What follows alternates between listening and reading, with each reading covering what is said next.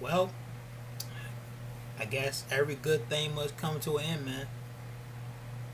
Every good thing must come to an end. Not hating on it though. Not hating on it though. If y'all didn't watch NXT, just look at that last few minutes. That last couple of minutes, that last 4 minutes is all you need. That's all you need, man. Scarlett coming out, got the hourglass, laid it gently into the ring, while Adam Cole just sitting right there in fear, knowing that his title reign is about to come to an end. Adam Cole title reign, yes, now we can say it. When Velveteen Dream was going after the NXT Championship, I never felt that way. Never did. Never did. But now, we seen what this guy Karrion Kross can do, man. We see it. We feel it. Just like with Io Shirai on that day when she won the title. I felt like it was apparent. It had to happen. It came upon us and it happened. And we all celebrated. Now the same thing is coming in fruition with Adam Cole. This is that time, folks. I feel like this is the time they're going to pull that trigger. They finally going to pull that trigger, man. Adam Cole is no longer about to be our NXT champion.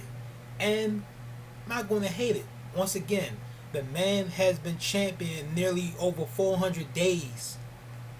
I think he's okay now. I mean, don't you agree? I think his title reign solidified itself, right? So we're going from one badass to an even bigger one. The dude Karrion Kross, man, I can see it. Coming new NXT champion, and he's about to dominate the division. Question is, for how long? We seen Tommaso Ciampa tonight. Well, not on the show, but after his match with Karrion Kross. The man couldn't even say anything.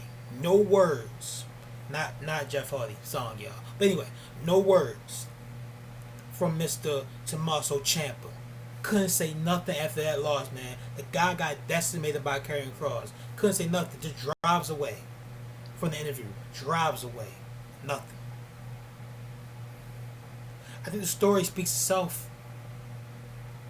I may be thinking way long term here. Maybe going too far with it. But I'm just seeing everything, man. I'm just seeing it. For some reason, like I'm seeing everything, and I could be wrong. But I'm going to try my best here. Karrion Kross is going to be the new NXT champion. There's no denying that. More than likely, Adam Cole will be going to Raw, SmackDown, pray for his career. Then, when Karrion Kross is the champion, maybe Tommaso Ciampa is going to get that redemption story of being the one and only one that's going to take him down after losing to him in 5 minutes, if not 6 minutes. I think the story writes itself, don't you? Like I said, could be wrong, just making early predictions already, but I think that would be a good thing to do. If you ask me right now, I'm making that right now. There are other guys in NXT who could be brought up to the dance. Guy like Damian Priest, Finn Balor, Keith Lee, Gargano. There's guys down there that who can maybe step up to the plate and beat Karrion Kross.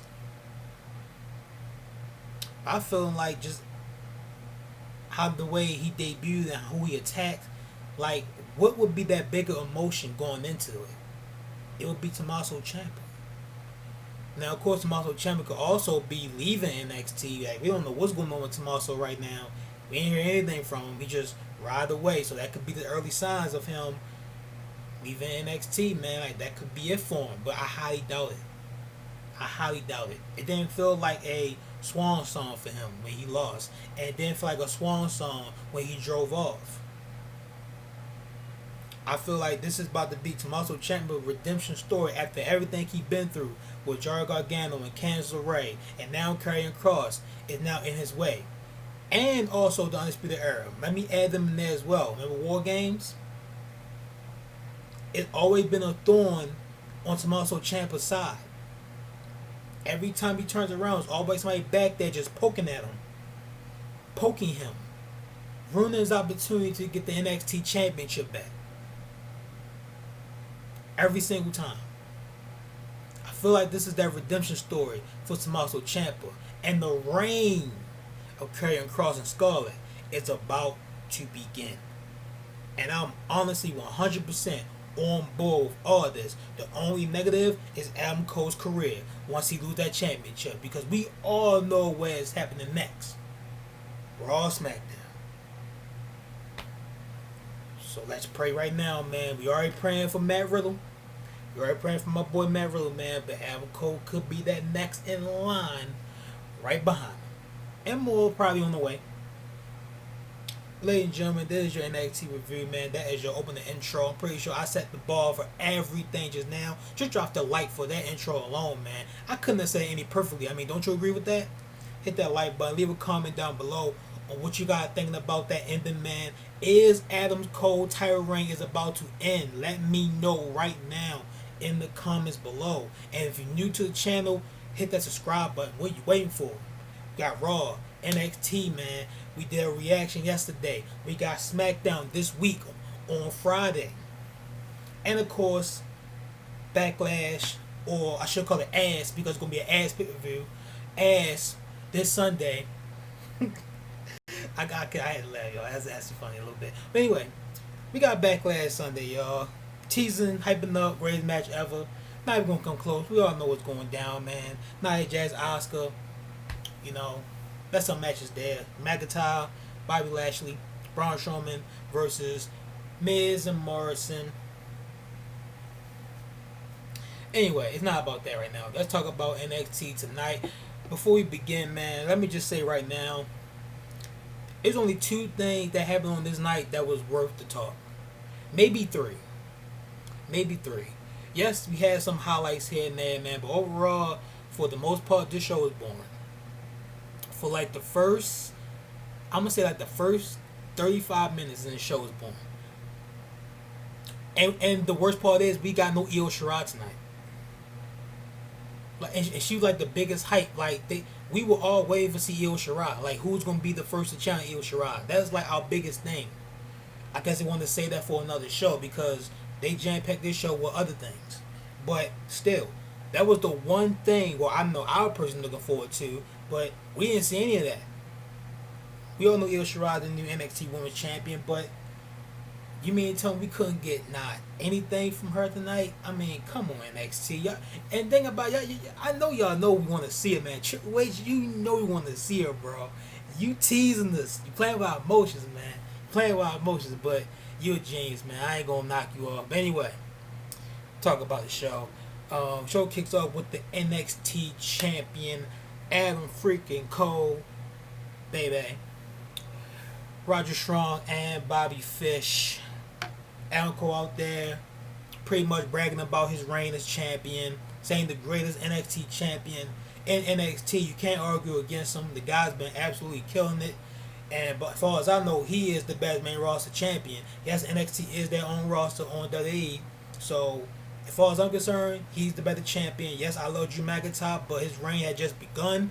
His reign nowhere near Adam Cole's, and Braun Strowman don't even compare. It's not even a comparison to Adam Cole. So let's continue on, man.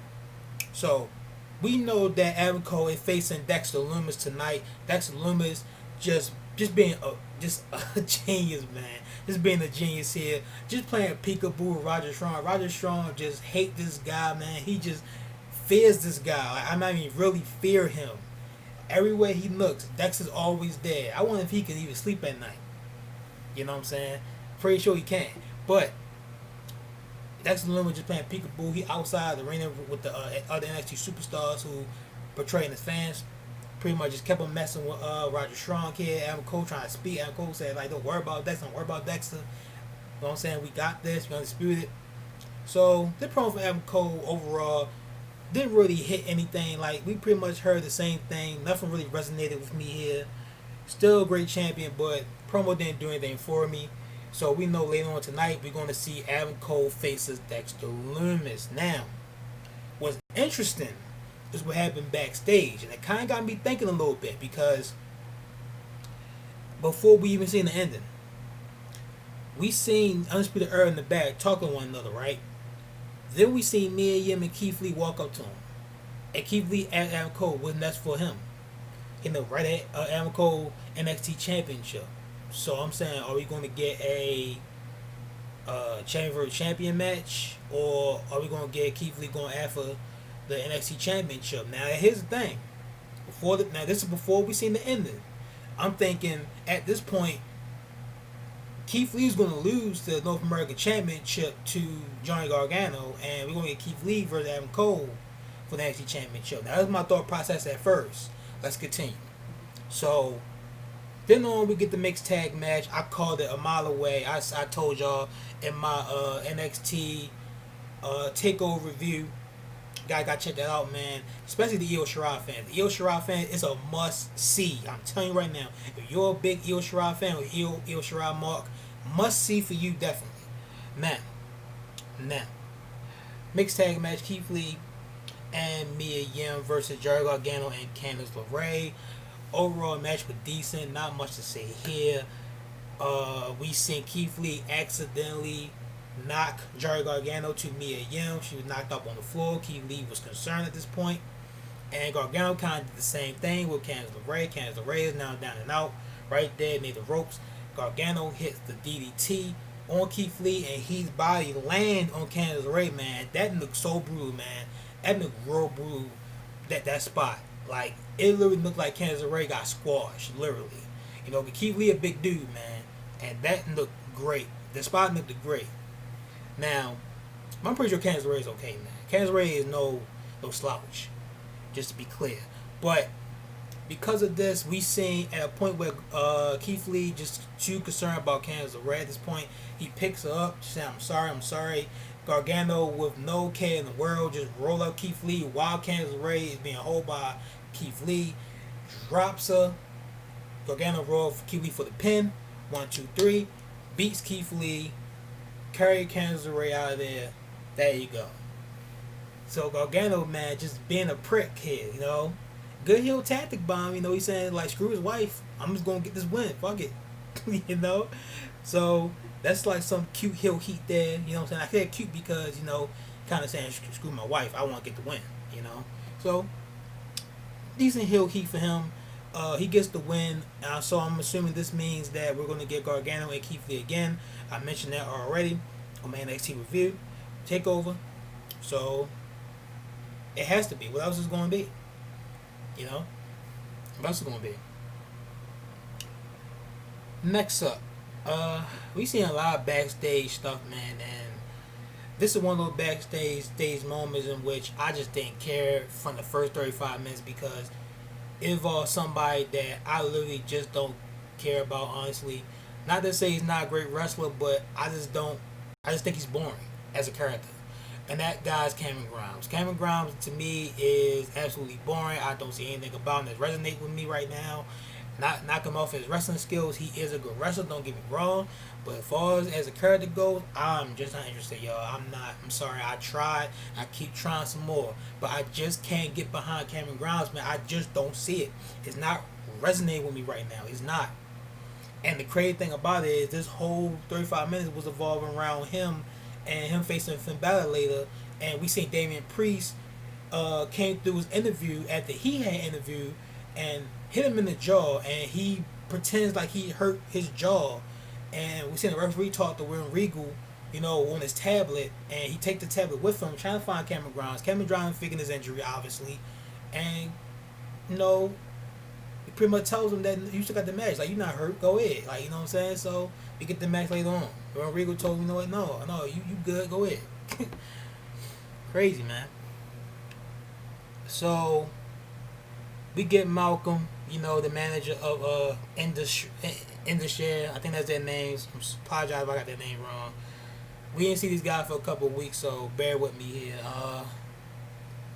Phase 2 jobbers, got the win early, 2 minutes. That's it. And one thing I will say is I can see they're now really trying to focus on building up the tag team division again, because as of late, it felt like the tag team division was like slowly dying in NXT, I'm gonna say. But now we're starting to see teams like get that spotlight. Like here we see In the Share, you know, we got Only Lorcan and Danny Burch in there as well. We got Imperium, the NXT Tag Team Champions, And now the team of Breezango is now back in NXT, and they had one goal in mind. That's the NXT Championship. And I also love how they cut a promo here on this night and just letting us know, like, we're not going to be all about not just about just entertaining the fans, but we're going to also be serious when it's time to be serious. As they should be. You know, sometimes can't crack jokes all the time, especially when you're cracking jokes or losing. Like, we're not going to take you seriously for doing that. If you're winning and cracking the jokes, then you're good. But if you're like losing and cracking the jokes, then you're nothing to it. You're a joke, you know? So, there you go, man. So, Breezango goes back. That's a team. You know, we got, like I said, we got In the Share. We got, you know, Only Logan, Danny Burch. I'm pretty sure I'm some other team I'm not thinking about right now. Of course, Undisputed Era. You know, you always consider them a team. They're always a threat. And that's pretty much it, man. Pretty sure other teams it's there, but I just can't think of it right now. So I will say they're all focused now on the tag team division. AEW tag division still battle, but at least they're now focusing. It feels like they're now focusing on the tag team division in NXT. Speaking of Cameron Grimes, man, we get Cameron Grimes faces Finn Balor. Good match between the two. Like I said, man, Cameron Grimes is a good wrestler, just not interested in him as a character.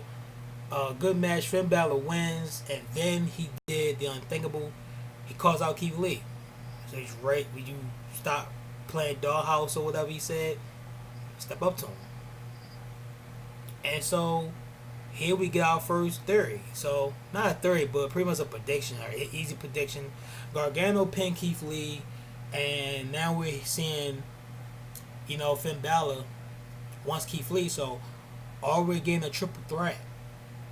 Is it possible we're getting a triple threat with all three of these guys? Finn Balor, Johnny Gargano, and now Keith Lee. Take my money, man. I'm all for it. I mean, I prefer the one-on-one, but I'm all for this. And what does this mean for Damian Priest? I said it in my NXT review, Takeover. He's in the mix, but he's losing big matches. So what does it mean for him overall? Cameron Grimes lost his, so him in the title picture, no. And I wouldn't even refer him to be in the title picture, but Damian Priest is one of those guys who gotta be in the mix at some point. I feel like he's been that good as of late, but he just haven't won the big one. So when is he gonna finally get back in the dance? I don't know, man. I don't know. But after his loss, like I said, during his interview, he mentioned that despite losing to Finn Balor, and Finn Balor's great, you know, he feel like he still got his name out there, and he's still continuing to get his name out there, you know, let everybody know who Damian Priest is. So, nothing wrong with that. You know, you want to make a statement, you want to make a name for yourself, and that's all Damian Priest trying to do. Nothing wrong with that. Here we see Kacy Catanzaro versus Dekota Kai. This was a decent match here. Kacy Catanzaro, very decent in the ring, man. Like, I've been saying it, y'all. Like, just timing is everything. And I feel like when it's that time, this could be the chick in NXT. Like, I said it, man. Like, I just see that in her, and I've been seeing that in her since the Mae Young Classic. The first match I saw her in that Mae Young Classic, just blew my mind. And I would love to see more of her, especially in an important role. She's not in that important role right now. Right now, she's just number enhancement talent. But when the time comes, I'm just gonna leave it at that, man. When the time comes, there you go. Kacy Catanzaro, bro. I love to see more of her. But here she loses to Dakota Kai, man. Dakota Kai calls out Io Shirai. That could be Io Shirai first challenger, y'all. Dakota Kai could be Io first challenger. Would it be? Like, we'll find out. We ain't hear enough from Io Shirai. More than likely, we're going to hear something from her next week. And, you know, might see Rhea Ripley in the mix as well with Dakota Kai. We'll find out. And speaking of Rhea Ripley, talked about her loss at TakeOver. You know, nothing changed. Her mindset in the NXT Women's Championship. Then all of a sudden, here come Robbie, pretty much Stone brand, Robert Stone, talking about his Stone brand, looking at Rhea Ripley like he looking at Rhea Ripley like, I'm trying to find the right word for this. The way he's looking at Rhea Ripley is like he was looking at a hot dog. I wouldn't even say a hot dog. Like what's something that sounds so delicious, y'all? All right, let me picture this. He's looking at Rhea Ripley like a toasted sandwich with grilled chicken, with melted cheese and lettuce and tomato and any kind of like, well, it's ketchup or like mayo you want on it, whatever you want on it, barbecue sauce, whatever you want on it, just looking so good from a Subway. That's how you looking at Rhea Ripley tonight. That's what I got. But pretty much he wants to do anything for Rhea Ripley. Wants to want her to be his new client, and Rhea Ripley won no parts of him. Pretty much just slams him in the crate and left. So Robbie Strong, gotta keep looking, bro. Why don't you go find Leah? Well, that's right, you don't want Leah. Who should he get, y'all? That's another question I had to ask, man.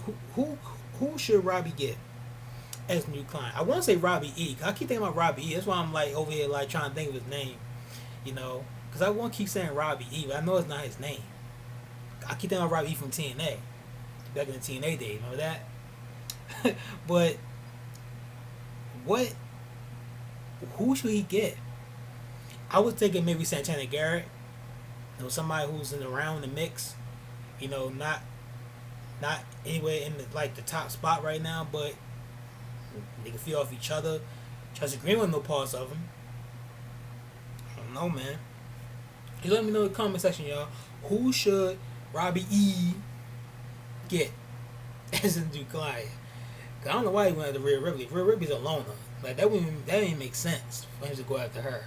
I mean, I know why he went after her. Like she is legit, but she's a loner. What's next, man? Here. I'm waiting to talk about this, y'all. I've been waiting to talk about this. Fantasma.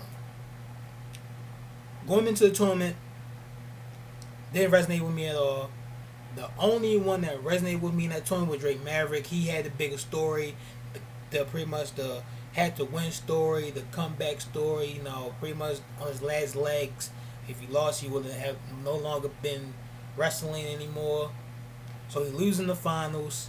Triple H came out, signs him then, and at this point I'm sitting there with my hands like this, and I'm like, oh my god, man, they really did it like that. I'm sitting there saying, why you didn't just give him the win and then sign him to a contract? Like, why you give it to Fantasma? Well, here we got an answer tonight to that. I got my answer tonight for that. Fantasma out there, pretty much just basking in the glory, no pun intended, Keith Lee, as champion. Then Drake Maverick just immediately comes out, saying to Fantasma, like, you deserve it. Like, pretty much everybody was talking about me, but they should have been talking about you. You won the tournament. You are now the new Cruiserweight champion. You deserve it. Then we see the two masked guys showed up, and Fantasma and Drake Maverick ready to fight. All of a sudden, Fantasma turns around, stares at Drake Maverick. Drake Maverick turns around, hits a punch by Fantasma. Fantasma is turned heel. Two masked guys. Fantasma get a beat down here. Get the beat down. And for what Morrow was saying on commentary, the two guys that got kidnapped before from the masked guy were here. We're here. And let me make sure I get that names right, man. One of them name was Rule Mendez, whatever his name is, and Jaquan Wiles, I believe his name is. So there two are the two masked guys, and then we're seeing Fantasma all of a sudden just taking his mask off and says his actual name, Santos. And he's the Cruiserweight champion. So Fantasma turns heel, and after everything, after the tournament now over and everything, now that this happened, now I see why they finally gave him the title. Now I ain't no problem with it whatsoever. I thought this was great. I thought this was fantastic. Only problem now is Drake Maverick. This Cinderella story is over. I don't care about Drake Maverick anymore. The tournament was when I cared about him. So Drake Maverick chasing the Cruiserweight Championship. The kid's gone. It's gone. I mean, I ain't trying to say it and bash him, but he signed his chance. He now a full member of the roster. Good for him. As far as I'm concerned, we need to get Kushida back in the mix. I mean, he clearly got screwed. You know, so I'm pretty sure that Drake Maverick is going to face Fantasma first. Fantasma's going to get through Drake Maverick. He probably going to find backup in all of this. Probably Kushida in a way, in a sense. But the field was over. The field was gone for Drake Maverick, y'all. Like, we had it and it's gone. Like, for me, at least. And as far as Fantasma goes, clearly seeing this coming a mile away. The two masked guys, clear as day was with Fantasma. I've been saying that. I'm pretty sure most of them been saying that for weeks, you know. So there you go, man. And as far as Fantasma goes with this heel turn, I'm all with it. And now he's Cruiserweight champion. Hey, do what you gotta do, Fantasma. You laid your mark on this night, my man. Good job by you. And like I mentioned already, man, we got the Adam Cole versus Dexter Lumis match in the main event. Adam Cole ended up winning last shot. It was a very good match between these two. Adam Cole still talking smack to Dexter Lumis after he beats him. Dexter Lumis just grabbed him, put him in the chokehold once again. Beat down once again. All of a sudden, Velveteen Dream comes out and helps Dexter Lumis the way he been helping him, paying a favor. Everybody leaves. Adam Cole is still in the ring by himself, and that's when we get Scarlett coming out with the hourglass, laying it down. Pretty much, that's all you need to see, man. They're pretty much just letting us know that time is ticking for Adam Cole and this NXT title reign. And that's how NXT end, man. Overall, like I said, not the best show, I'm be honest. Outside of the ending and this heel turn by Fantasma, I really honestly didn't care about nothing else on the show, honestly. And that pretty much it with that. That's all I really can say. So not the best show, but they might recover next week maybe. And I'm starting to feel this way as well. The flow of NXT as of late is not feeling like NXT. It's starting to feel like the main roster. I'm going to be completely honest. And I don't know why I feel that way. Like, I don't know what happened. Like, I've been kind of feeling this way for the past couple of weeks. It ain't just this week, but the past couple of weeks, I've been kind of getting this weird feeling that the shows are starting to feel like the main roster shows. Like, and the mixed tag match is all you need to see for that. Yes, they did some NXT things in that ring, but it still feels like a main roster move. I mean, that makes sense. I mean, I don't know. Maybe I'm just nitpicking here, but anyway, hope that makes some sense with this review. Hope y'all enjoy.